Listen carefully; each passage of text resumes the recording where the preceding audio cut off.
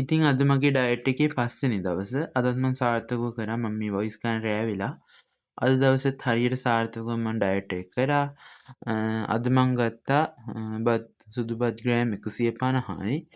ඊට පස්සේ පරාමාලු ග්‍රෑම් 100යි. පරාමාලු උයලා කියන්නේ නිකන් අර මිරිසට වගේ උයලා අර මේවා ටික ඔක්කොම කුඩුම දාලා මිරිසට වගේ උයලා මිටි කිරි ටිකක් දැම්ම පරාමාලු වලට. එහෙම තමයි පරමාව. ඒක හරිම රහයි. පට්ට රහට ආවා. පරාමාලු උයලා මොනවද සම්බෝල හදලා සම්බෝල වලට සම්බෝල හදන හැටි මම සම්බෝල කියන්නේ නෝමල් සම්බෝල නෙවෙයි. ඕක ටික කැලරි වැඩි ඒ සම්බෝල එකේ. මොකද මේ අර ඔක්කොම ටික තෙලෙන් චුට්ටක් බෙදෙන්න වගේ තියලා ඒක බෙන්ඩර් කරලා ඒකට තමයි මේ අනිත් ඒවා දාලා තියෙන්නේ. ඒක බෙන්ඩර් කරලා ඒකට තමයි පොල් කලවම් කරලා දෙහි දාලා එහෙම ගත්තේ. ඊට පස්සේ බටු හෙව්වා. බටු වලට කෝනිස දාලා තෙල් දැම්මා. ඒ ටික තමයි අද දවසේ මම ගත්තේ. ඉතින් උදේට ඒක ගත්තා. උදේ කද්දි මං ඇති 10:40ට විතර ඇති. ඊට පස්සේ හවස මං කද්දි ඇති 3:00 විතර ඇති. ඊට අමතරව පොඩි දොඩම් ගෙඩියක් කෑවා. ඉතින් අද මගේ ඩයට් එකේ 6 වෙනි දවස. අද මං ඩයට් එකට ගත්තා බත් ග්‍රෑම් 150යි. ඊට පස්සේ ගත්තා පරිප්පු අර මේ වලද ලොකු පරිප්පු එක තියෙන කඩල පරිප්පු එක. අන්නේ කඩල පරිප්පු එක තමයි ගත්තේ. කඩල පරිප්පු වලට කිරි දාලා උයලා කඩල පරිප්පු ගත්තා. ඊට පස්සේ ලීස් පොඩියට කපලා පොල් දාලා කහ චුට්ටක් දාලා ලුණු ටික දාලා කූනිස්ස දාලා නිකාට තෙල් චුට්ටක් දාලා කූනිස්ස වලට මලවල වගේ ගත්තා.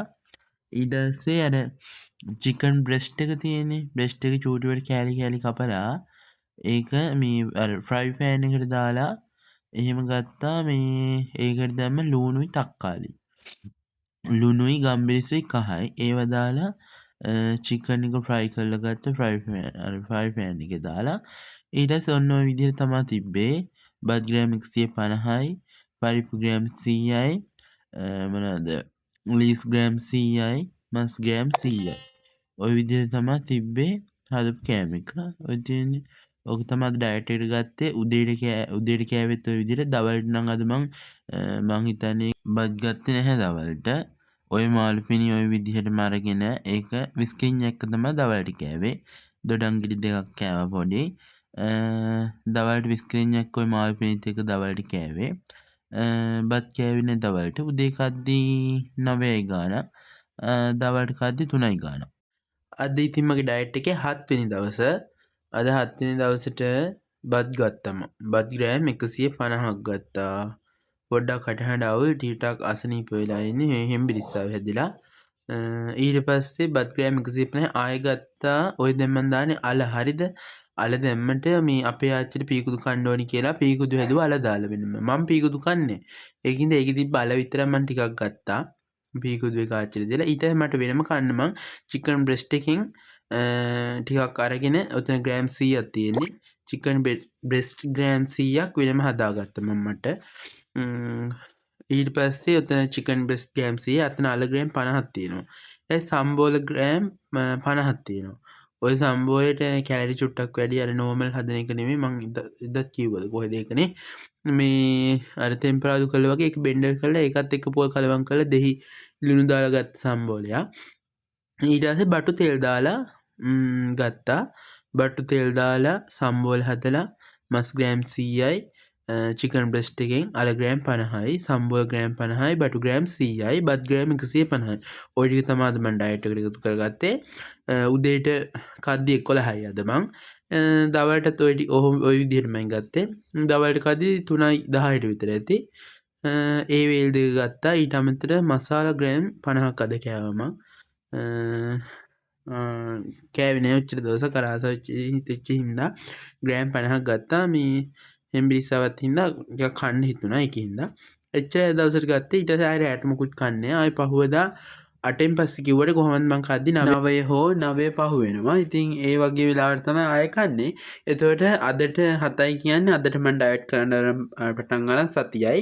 මං ඔයගොල්ලන්ට හෙට වීඩියෝ එකේ දාන්නම් සතියට මගේ බර කොච්චරක් අඩු වෙලාද, බඩ වටේ කොච්චරක් අඩු වෙලාද කිලෝ කීයක් අඩු වෙලාද කියලා මේ හෙට වීඩියෝ එකේ මම ඔයගලන්ට කියන්නම් ප්‍රමාණ වලින් කොච්චර අඩු වෙලාද කියලා. ඉතින් සතුටුයි මම සතියක් දිගටම කරන් ගියා. හොඳයි ඉතින් මම දිගටම කොහොමත් කිලෝ 65ක් වෙනකම් මම මේක අතාරින්නේ දිගටම කරන් යනවා. එක දවසක් දෙකක් ඕන් චීට් වෙයි. ඒත් ආයේ ඊළඟ දවසින් නම් මම හරියට කරන්න පටන් ගන්නවා. කොහොමත් මම එහෙම කඩා ගන්න නැතුව මේ ඩයට් එක හරියට මිදින් කරන් යන්න තමයි බලාපොරොත්තුව. අද ඇවිල්ලා මගේ ඩයට් එකේ 8 වෙනි දවස. හරිද? මම සතියක් හරියටම දිගට එක දිගට කරා ඩයට් එක. අද 8 වෙනි දවස. මම අද රිසල්ට් එක කියන්නම් සතියක රිසල්ට් එක ඊට ඉස්සෙල්ලා බලමු මොනවද මම අද ගත්තේ කියලා. ඉස්සෙල්ලා මම ගත්තා අද බත් ග්‍රෑම් 150 සුපුරුදු පරිදි බත් ග්‍රෑම් 150යි. ඊට පස්සේ ලීක්ස් කොළ වලට කූනිස්සෝ දාලා තෙල් දාලා මලවලා කූනිස්සෝ දාපු ලීස් කොළ ග්‍රෑම් 60ක් ගත්තා. බිත්තර ගෙඩි දෙකක් ගත්තා. බිත්තර ගෙඩි දෙකයි ලීක්ස් ග්‍රෑම් 60යි. ඊට පස්සේ තව මම ගත්තා කැරට්ුයි අලයි මාළු මිරිස්සුයි දාලා කිරි දාලා දිය කිරෙන් තම්බලා මිටි කිරි දාලා ගත්තා. ඒ වයින් ග්‍රෑම් 120ක්. ග්‍රෑම් 120 ඔය ටික තමයි අද ගත්තේ. උදේට කද්දි 9:50ට 10ට විතර. හවස කද්දි දවල්ට කද්දි 3:35ට විතර. ඔය වගේ දේවල් වලට වේල් දෙක ගත්තා. අද දවසේ මම ওই විදිහට ඩයට් එක කරා. ඊට අමතරව රටකජු ග්‍රෑම් 50කුත් කෑවා. ඒක සාර්ථක කරා. එතකොට මම දැන් සතියක් කරානේ. ඒ සතියේ හරි සතුටුයි මට. කිලෝ 2 ග්‍රෑම් 80ක් අඩු වෙලා තියෙනවා බරින්.